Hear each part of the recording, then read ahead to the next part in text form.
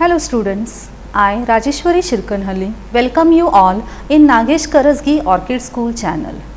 As you know, we are discussing chapter number 16, light. We have discussed very important concepts related to light. Then we have discussed about the human eye, which is very important organ, and in the last session we have also discussed how to take care of eyes. We have seen that while reading, the book should be at the proper distance from the eyes. It should not be held very close or very far from the eyes. In both the situations, you won't be able to see the books, read the books properly. Similarly, other precautions we have discussed, that if you get any problem, any irritation in the eyes, first of all you have to wash your eyes with clean water, and the water should be at the room temperature, and if there is no improvement, then you have to consult an eye specialist, and if the doctor prescribes any eye drops or spectacles, then you have to start using them. So, we have also seen that you should take proper care of the eyes, and not only taking care of the eyes, you should spread awareness among the friends, among the family members and relatives.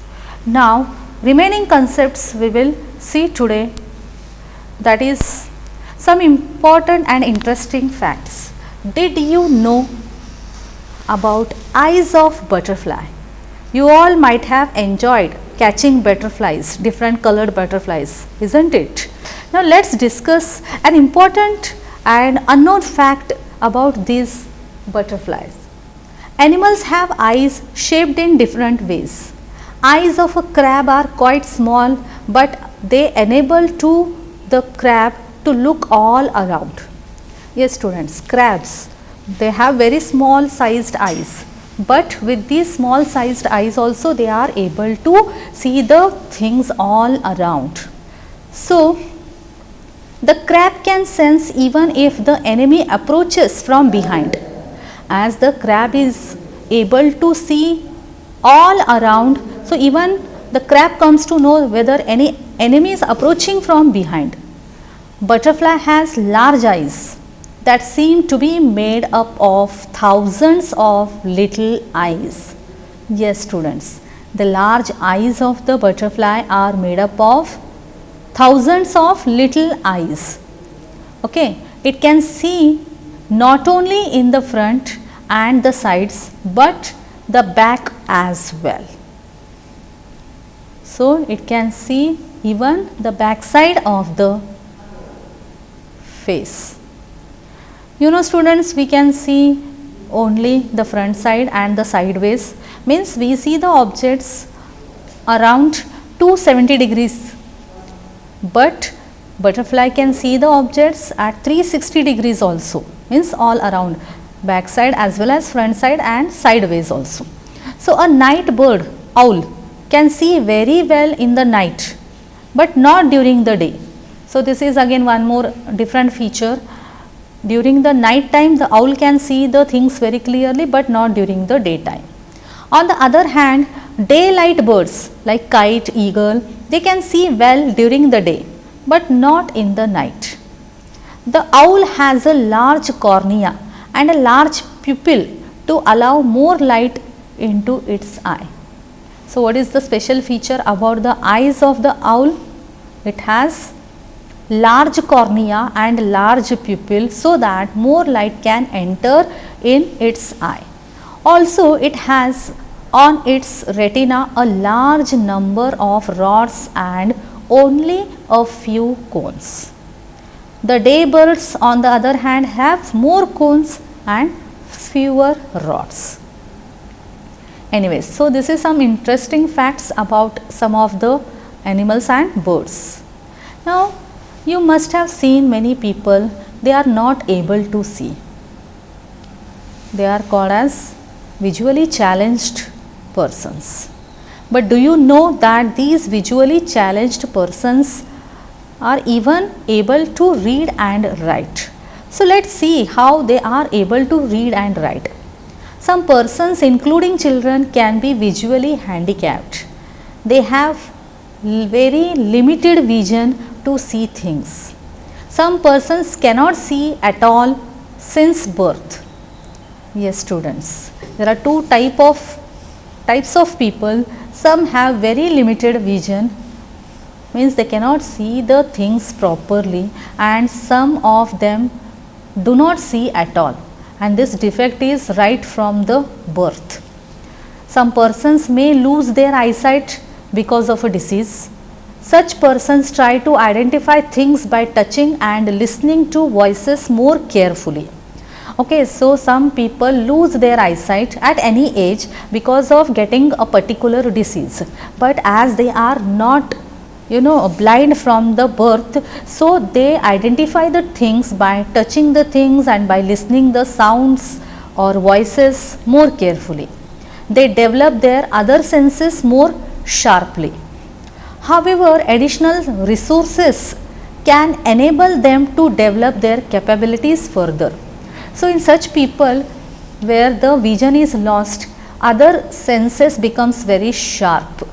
They develop their other senses more sharply, and there are some sources, some additional resources are there which help them to develop their capabilities further. So, let us discuss about those resources. Resources can be of two types: non-optical aids and optical aids. Non-optical aids include visual aids, tactual aids. Tactual means using the sense of touch.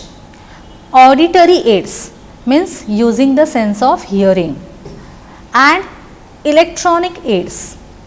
All these come under non-optical aids. Visual aids can magnify words, can provide suitable intensity of light and material at proper distances. So, by using visual aids, the things can be seen when they get magnified.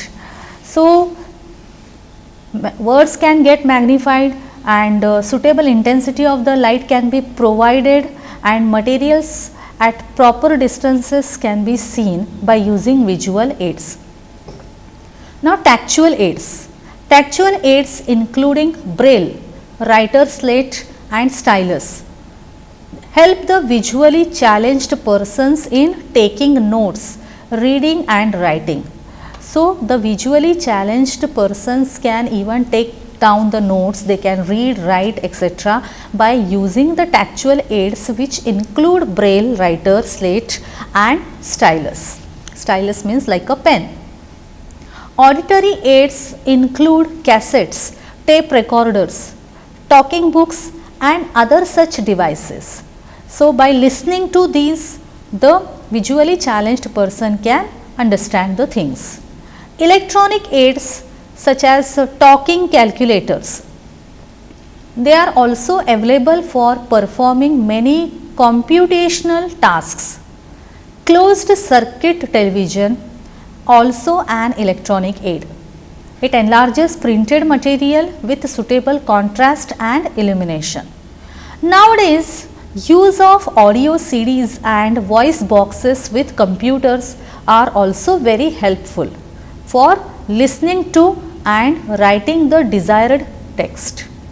So, nowadays some other materials like audio CDs and voice boxes with computers are used, so that it becomes easy and helpful for listening and writing the desired text.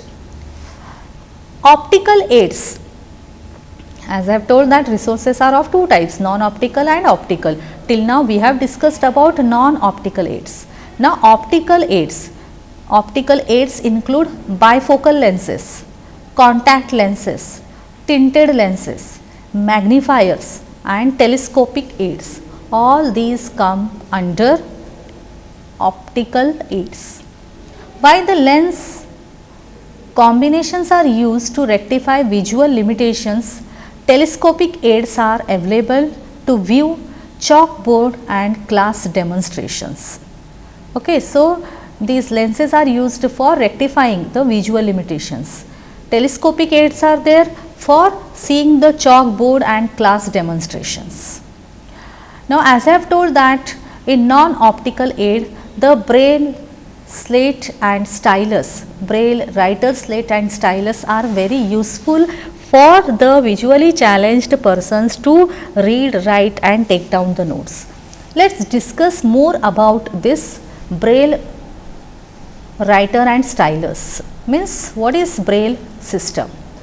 What is Braille system? The most popular resource for visually challenged persons is known as Braille. Do you know why this name Braille is given? It is given in the honor of Louis Braille. This is the picture of Louis Braille. Louis Braille himself, a visually challenged person, developed a system for visually challenged persons and published it in year 1821. So, Louis Braille was also a visually challenged person. What he did, he developed a system which is called as Braille system for visually challenged persons, and he published this system in the year 1821. The present system was adopted in 1932. So, nowadays which Braille system is in practice that got adopted in the year 1932. There is a Braille code for common languages, mathematics and scientific notations. So, there are facilities, there are systems are there, codes are there in the Braille system, with the help of which common languages, then concepts of the mathematics and different scientific notations can be understood by the visually challenged people. Many Indian languages can be read using the Braille system. Now, let us see some examples. Braille system has 63 dot patterns or characters. So, there are 63 dot patterns or characters in the Braille. Each character represents a letter, a combination of letters, a common word or a grammatical sign. So, in these 63 dot patterns or characters, each character represents a letter, okay, a combination of the letters, a common word or even a grammatical sign. Dots are arranged in cells of 2 vertical rows of 3 dots each. So, how the dots are arranged? These dots are arranged in the cells of 2 vertical rows, okay, of 3 dots each. Just look at some of these pictures and try to identify what do you understand. What do you understand in this? See how the letter C is shown, A is shown and T is shown. By looking at these dot patterns, you can make out the words. So, here the word cat is derived by using the letter C, A and T. So, how it is shown for the letter C? There are 2 vertical rows.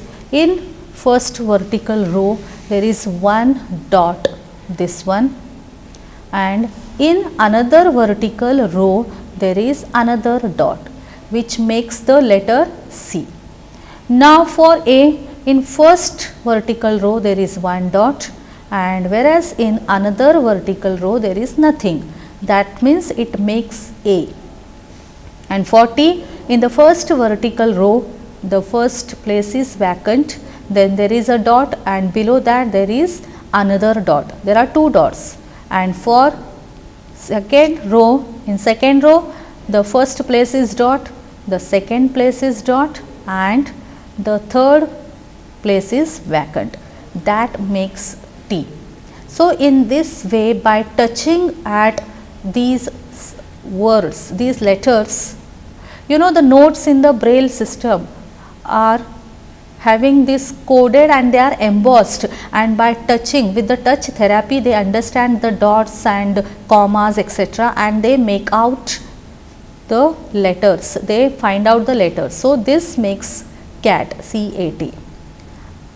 And you can see, and for comma, here some examples of dot patterns used in Braille systems are shown. Now patterns of the dots to represent some English alphabets and some common words are shown below.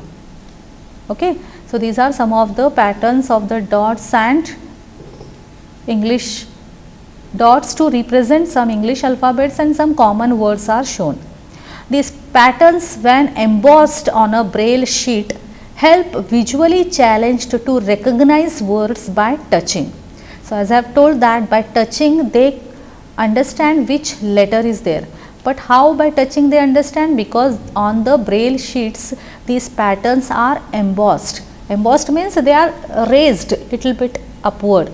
So by touching they understand that these are the letters. To make them easier to touch, the dots are raised slightly. So that is called as embossing. Okay, so to make them easier to touch and understand, the dots are raised somewhat slightly. Now visually challenged people learn the Braille system by beginning with letters, then special characters and letter combinations. So the visually challenged people first they learn the Braille system by beginning with letters of English alphabets, letters means, and then they learn some special characters, then they study the combinations of the letters. Combinations of the letters means words, and then set of words, sentences, then paragraphs, like that they go on learning. But the beginning is from with understanding of letters, then special characters and then combinations of letters. Methods depend upon recognition by touching. Each character has to be memorized.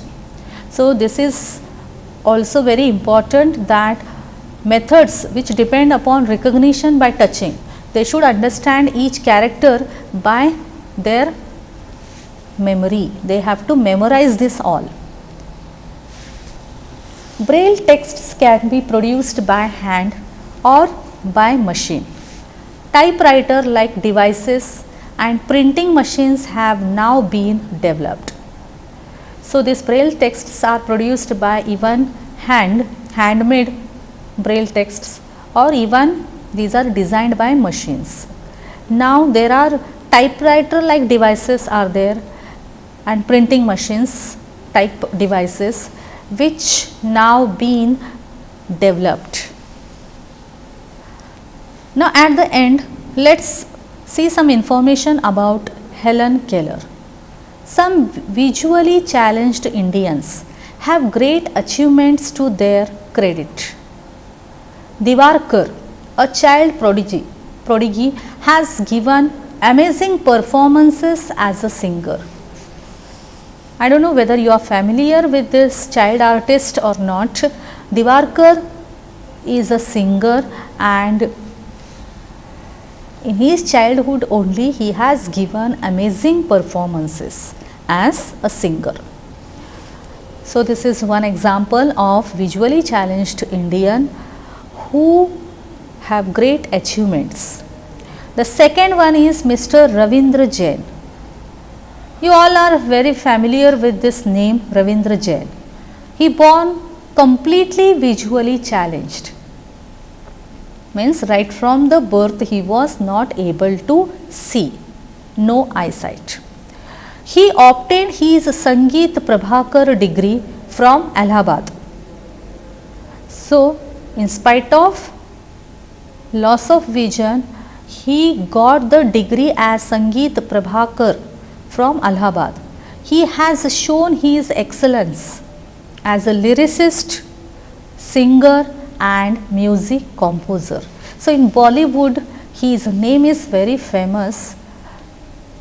From the birth he was visually challenged. In spite of that, he got the degree of Sangeet Prabhakar from Allahabad, and he showed his excellence as a lyricist. Lyricist means who write the songs, who write the lyrics. Then singer and music composer. So he has shown all these excellence in all these fields. Now the third example is Mr. Lal Advani, himself visually challenged, established an association for special education and rehabilitation of disabled in India. So the third example is of Mr. Lal Advani, himself visually challenged. He established an association. So for whom he established the association? He established the Association for Special Education and Rehabilitation of Disabled in India. Besides, he represented India on Braille problems to UNESCO. So along with this association, what the other thing, important thing he has done is he represented India on Braille problems to UNESCO. Next example is Helen Keller, an American author and lecturer. He is perhaps the most well known and inspiring visually challenged person. Who doesn't know her name? Very famous name, Helen Keller. Who is Helen Keller? An American author and lecturer. Perhaps the most well known and inspiring visually challenged person. She lost her sight when she was only 18 months old. Means when she was just 1.5 years old, that is 18 months old, she lost her sight. But because of her resolve and courage, she could complete her graduation from a university. So in spite of losing the sight at very small age, at just an age of 18 months, she completed her education. She got her graduation from a university. She wrote a number of books, including The Story of My Life in the year 1903. So these are some well-known people, those who have great achievements to their credit. In spite of being visually challenged, they have proved the world that they are very competent. So here actually we have completed our chapter. Now let us discuss about the important points, what you have learned in the chapter. We have learned different things. That the first is light is reflected from all surfaces. Okay. So when light falls on any of the surface, it gets reflected. Regular reflection takes place when light is incident on smooth, polished and regular surfaces. So we have discussed about two types of reflection, that is regular and irregular. What is regular reflection? Regular reflection takes place when the light is incident on smooth, polished and regular surfaces. So what happens here in the regular reflection? If the incident rays are parallel to each other and when they fall on any smooth, polished and regular surface, then the reflected rays are also parallel to each other. That is called as regular reflection. After that, the second type of reflection, which is called as diffused reflection or irregular reflection, that we have discussed. So what is diffused or irregular reflection? Yes, it is the reflection which takes place from rough surfaces. Rough surfaces means they have many irregularities on their surfaces. So when the light rays which are parallel to each other, when they incident on such rough surfaces like a cardboard or any rough road, we can say any rough surface, then the reflected rays, they get reflected in any direction and these reflected rays are not parallel to each other. Even if the incident rays are parallel, the reflected rays are not parallel to each other. So, such a reflection is called a diffused reflection or an irregular reflection. We have also discussed about laws of reflection. There are two laws. What are these two laws of reflection? So, the first law of reflection is the angle of incidence is equal to the angle of reflection. We have discussed that the angle of incidence means the angle made by the incident ray with the normal, that is called as angle of incidence, and it is denoted by angle I. And what is angle of reflection? It is the angle made by the reflected ray with the normal, that is called as angle of reflection, which is denoted by the letter angle R. So, what is the first law? Angle I is equal to angle R, means angle of incidence is equal to the angle of reflection. The second law of reflection. What is the second law? The incident ray, the reflected ray and the normal which is drawn at the point of incidence to the reflecting surface, they all lie in the same plane. Yes, we have discussed the second law of reflection, that incident ray, reflected ray and the normal which is drawn at the point of incidence to the reflecting surface, all these three lie in the same plane. After that, the next concept which we have discussed is about the image formation in the plane mirror. The image formed in the plane mirror undergoes lateral inversion. What is mean by lateral inversion? Right appears left and left appears right, means the image gets inverted laterally. Two mirrors inclined to each other give multiple images. So, if we place two parallel mirrors, plane mirrors parallel to each other, they give multiple images. Then we have seen that beautiful patterns are formed in a kaleidoscope because of multiple reflections, and I hope all of you have made kaleidoscope. If not yet, try to make it and you will enjoy the multiple reflections in the kaleidoscope. The next thing which we have discussed is about the dispersion of light. Sunlight, which is called as white light, actually it consists of 7 colors which appear in the rainbow also, VIBGYOR: violet, indigo, blue, green, yellow, orange and red. So, splitting of this white light into its constituent colors is known as dispersion. After that, we have discussed about the human eye. Important parts of the eye are cornea, iris, pupil, lens, retina and optic nerve. After discussing about human eye, we have discussed that a normal eye can see nearby and distant objects clearly. But if person is having any eye defect, then some of the people can see the nearby objects clearly but are not able to see the far away objects clearly, and this eye defect is actually called as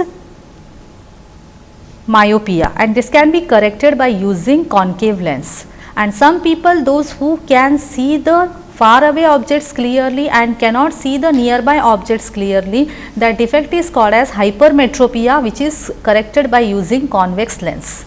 After that, we have discussed about visually challenged persons. They can read and write using Braille system, and at last we have discussed today itself that visually challenged persons develop their other senses more sharply to improve their interaction with their environment. We have also discussed about different examples of such personalities, those who are visually challenged but they have proved the world with their talent by achieving different things in different fields. So, students, here we have completed this chapter and it is very important, interesting chapter. Go through the chapter, make your important points and prepare your own question bank and do the suggested activities. Thank you.